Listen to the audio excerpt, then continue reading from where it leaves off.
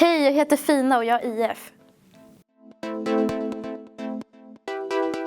Andra människor verkar inte märka att jag är IF för att jag maskerar väldigt lätt och jag härmar uttryck som jag hör från andra och tror att jag kan använda det. Och ibland lyckas jag använda det vid rätt tillfälle, ibland inte. Och då blir det väldigt knasigt. Det blir knasigt för att de ställer väldigt mycket höga krav på mig och tror att jag fungerar som alla andra och att jag inte har IF. Och det är därför det är viktigt att man ska vara som man vill. Man ska vara naturlig och inte försöka låtsas vara som någon annan eller prata på ett visst sätt för att man ska passa in. Jag tycker det är svårare med IF när det kommer till sociala saker med vänner.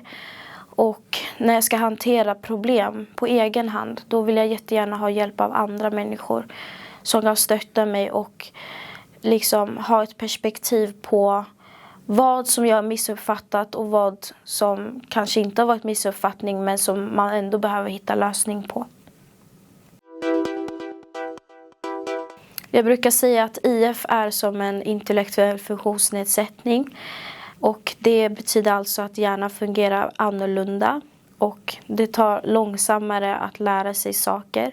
Man behöver mera tålamod och det drar väldigt mycket kraft av att bara leva ett vardagsliv. Ibland måste jag berätta för andra att jag har IF. Till exempel när jag kanske står på scen. Att jag kanske inte vill stå längst fram. För jag blir väldigt, väldigt nervös och har svårt att sova på nätterna innan. Det tar väldigt mycket energi. Och jag kan också nämna IF när jag ska sommarjobba eller något. Eller när någon lärare eller någon ny lärare eller vikarie kommer in i klassen. Då brukar jag oftast nämna det för att den läraren ska få reda på vad jag har för svårt och kunna stötta mig i det. De gångerna det inte spelar någon roll att berätta om det eller ta upp det, det är när man till exempel ska på träningarna. Alltså, jag går på dans och det är inte aktuellt att berätta om att man har IF. Man dansar där, man går dit och rör på kroppen och skrattar med andra, lyssnar till musiken rytmiskt. Så det har ingenting med inlärning att göra.